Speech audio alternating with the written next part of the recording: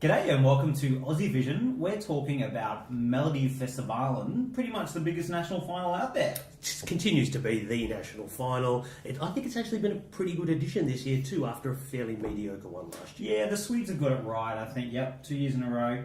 And this year, bam. Right, final on Sunday. Michael, we've kind of come up with a top three who we think could actually take out the contest. Not necessarily our personal faves, but the three we think could win it. Who's number three for us? Let's start with Victoria, with her song Not With Me. Came out of the first semi-final. We were very impressed then. We're still impressed. Oh yeah, I have definitely not changed my opinion on this one. I am a Victoria stan, but in the past I've not been a big fan of her live performances. I think she's really struggled sometimes with those wordy kind of songs, with her breathing. This time her vocal is shown off incredibly well. The staging is amazing, and her position in the running order, we watched all the songs in their running order the other day, and it really does help her. She really stands out as a great performance. I think it is her best performance so far at Melodifestivalen. I'm not sure she's going to take the crown, probably like the other ones, but I think she's going to be well and truly in the mix. It really brings drama to the performance. It really does cap off what is a pretty good ballad, and she sings it impeccably. Yeah, I think it really lives for the lives. It's going to be how the jury probably treat this. I think she'll get some televote love. People do like her. She's got televote love in the past. But is it going to be enough to win?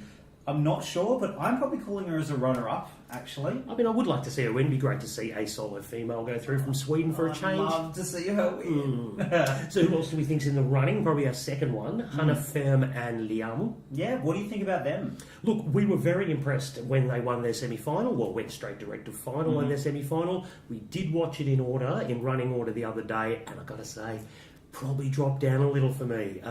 It is still a good modern ballad. They have a great connection. And one thing with these ballads, male-female ballads, is to not be too schmaltzy. And they manage to draw that line. So it's a good song, and they do a good performance.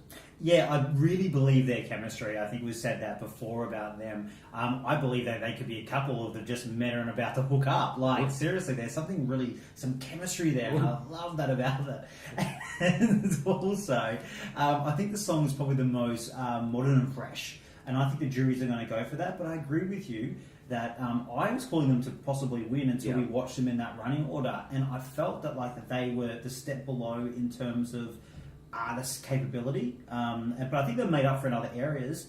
But I think there's stronger artists out there. I think the vocals aren't quite good enough. They're not quite as polished, so they're going to have to really elevate it to win. It's not impossible because I think they can improve. Definitely not. It'll be interesting to see how they go with the demographic juries, because I think this will have a good spread between young people and older people, so I certainly wouldn't count it out, definitely. I think it stood out in a weak semi-final, and when you put it with everyone else, yeah, it starts to lack a little bit. Still a contender, though. Very much so. Very, very much so. And the one we think possibly might win, John Ludwig. Yes. So, well, come on, you can go first. Well, his song Too Late for Love, you know what, going into the last semi-final, I was kind of secretly thinking Victoria's got it this year, she might win. And then this song came along and I just was like, that's the winner. It just has winner vibes immediately. We put together a mock jury this week of 12 other sort of fan site journalists, our esteemed colleagues, and everyone, we all sort of came up with this as a clear winner. And I think we might see it again in the jury. And even if it doesn't win the televote, I think it'll become very closer because it's got the most streams so far out of all songs, so it's all looking towards a Ludwig win. It was probably the one that blew me away the most once we saw it first up in the semi-finals. It's a terrific song. He really brings power to it. It's got peaks and troughs. The gospel element to it is pulled off to a T. Very difficult to get that gospel sort of choir sound going. Somehow he manages it. Look, I think it's a really, really good song. I think he's got every chance to win this. And he comes across so well on camera. He's very likeable and not desperate in his way of like connecting with you, which I really quite like. Any downsides? Like, what could go against this? What could stop this from winning? It's probably not the most original kind of song out there. Yeah. It's probably not the most modern kind of song out there either. So then some maybe the televote might not like that, but I think this is jury win. Surely Well, he ticks all the boxes. I mean, I personally hate that T-shirt he's wearing, but anyway, you Oh, can't have everything. I mean, my biggest issue is in that after the first chorus, how it just stops completely. That jars me so much. It would probably be almost 100% for me, but that takes like a good 10 to 20% off. It really ruins the song for me. But I get over it very quickly. I quite enjoy it after that. So, look, I think it's a very, very strong chance to win. So they're the top three, we think. Any others we think coming out of the pack that might upset the party?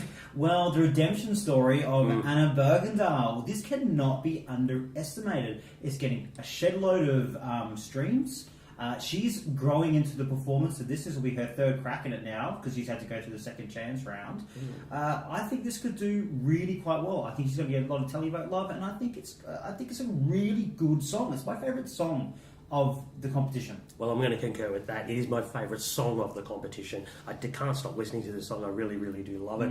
That sort of country element is still fairly contemporary and modern at this point. Yeah. Whether this is the most modern version of that, I'm not entirely sure. But you're right, I think she's growing in confidence with her performances. I thought she was a little bit nervous in her first one. Yeah, definitely came into her own in the other hunts, and so I'm expecting a really good performance here. And look, I think she's a top 5. One would imagine. Yeah. Deserves to be anyway, so yeah, definitely. And she could be a sneaky top 3. But I think it's still a bit of an uphill battle for her. I think, again, this may not appeal to all the age groups, and when we've got demographic voting this year, maybe the younger folk might not be her cup of tea. The younger folk. Well, we'll see. Probably the other one that you thought was more of a dark horse, and me not so much. Jon Henrik? Fjällgren, yeah. I mean, let's be honest, he had all the talk prior to it that he had the song. I loved his last song, and I got to say, I don't particularly love this one. I probably rated it about 5th, to be honest, even with the somewhat elaborate staging he kind of brought. Unfortunately, this song is not happening for me, which is heartbreaking because I love his stuff. Yeah, love his music. 100% agree. Loved that last performance in 2017, wasn't it? That's one of my favourite national final songs of all time. Should have gone to Eurovision. This is nothing like that. I'm sorry. It's cheesy.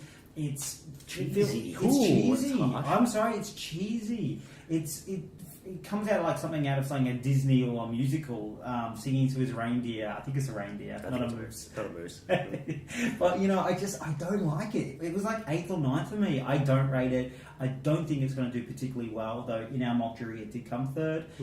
I don't rate it. I think it's going to be a bit of a flop. Yeah, it's unfortunate. It doesn't have the impact for me, and it doesn't have the thing to grab you and really take you over the line, unfortunately. I think he's got another high placing, probably in the top 5, but I don't think he'll be going to Eurovision again. I don't think he's Sorry, Ulrich, not happening. Let's talk about a couple of outsiders that caught our eye. There's one that caught your eye in particular. Well, not that because I like it, and at all. It's Bashara, and I think the reason I hate it, it's awful. It's a junior Eurovision song, but he's gonna get televote. He's gonna get televote love from this. It's streaming really well. It's going to get some younger audience. It's going to get your grandmas who are going to oh, look at that little young kid. I hate it, but I think it's going to do well with the televote. But do you reckon it's going to do well with the jury? I think it could be dead last in the jury, to be honest. He deserves to be. Only because, his performance in the semi-final, unfortunately, there were some very good vocal points, but there was a lot of really iffy stuff going on in there. Also, this song is not age appropriate for a 16-year-old boy or whatever he is. This is no.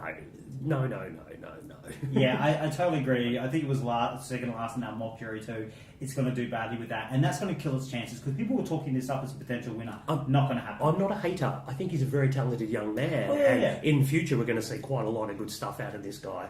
But just this time, no, step away. Yeah, come back in 4 or 5 years when you look like an adult. Yeah, and the one that caught my eye, speaking of young people, Malu Pritz with her song, she also went direct to final, which kind of shocked me at the time. But I'm going to say we watched it in relation to the other songs, and she's a cracking little performer, and I think this is a really, really good song. Overall package, fantastic.